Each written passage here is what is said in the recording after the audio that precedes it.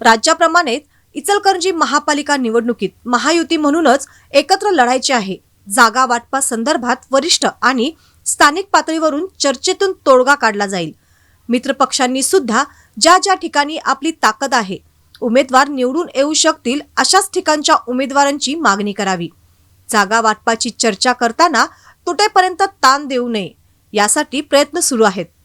जागा वाटपाचा निश्चितपणे योग्य तो तोडगा काढला जाईल असा विश्वास राज्याचे सार्वजनिक बांधकाम मंत्री तथा महापालिका निवडणूक भाजपचे प्रभारी शिवेंद्रराजे भोसले यांनी व्यक्त केला।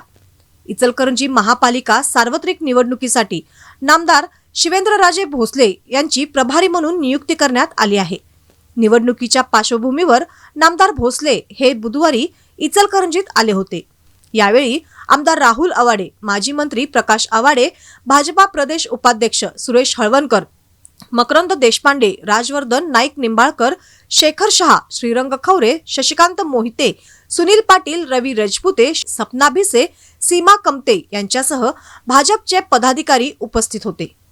भाजपकडनं त्याच्यावर पक्षश्रेष्ठींकडनं मुंबईमध्ये निर्णय इथल्या सर्व नेते मंडळींची चर्चा करून नक्की होईल आणि योग्य उमेदवार म्हणजे शेवटी आता 429 जण इच्छुक आहेत। शेवटी उभा तर आपल्याला 65 जणांनाच करायचंय। सगळे ताकदीचे आहेत, सगळे ताकदीचे असतात। कुणी याच्यामध्ये कमी आहे किंवा कुणी नाही, कुणी ताकद त्याची कमी असं अजिबात नाही, पण शेवटी कधी ना कधी पक्षाला निर्णयावर यायला लागतं।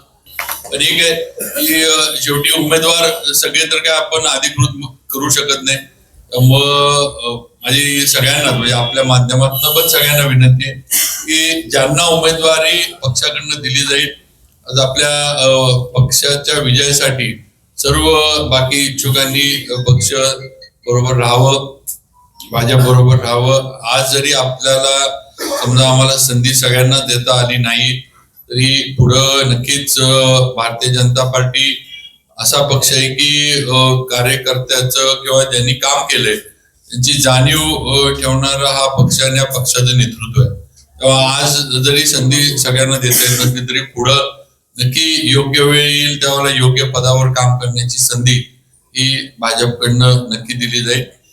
आपले काही प्रश्न किंवा युतीच्या बाबतीत पण थोडं सांगू इच्छितो की युती होण्यासाठी किंवा युतीच्या चर्चा जी ती चालू आहे, त्याच्यामध्ये शिवसेना शिंदे साहेबांची असेल, अजितदादांचा राष्ट्रवादीचा हे असेल। आता फक्त जागा काय करायच्या कशा करायच्या एवढाच विषय आणि आमची पण मित्र पक्षांना, माझी पण प्रभारी म्हणून मित्र पक्षाच्या पदाधिकाऱ्यांना विनंती की त्यांनी सुद्धा जिथं ताकद असेल तिथं त्यांनी उमेदवारी मागावी। म्हणजे जिथं खरंच त्यांचा उमेदवार आपल्याला माहित आहे किंवा निवडून येणार आहे, तिथं त्या पक्षाची ताकद आहे किंवा तिथला उमेदवार त्या पक्षाचा नक्कीच तेवढ्या ताकदीचा आहे जो निवडून येऊ शकतो। लोकांमध्ये मतदारांमध्ये त्या उमेदवारावर पाठिंबा आहे।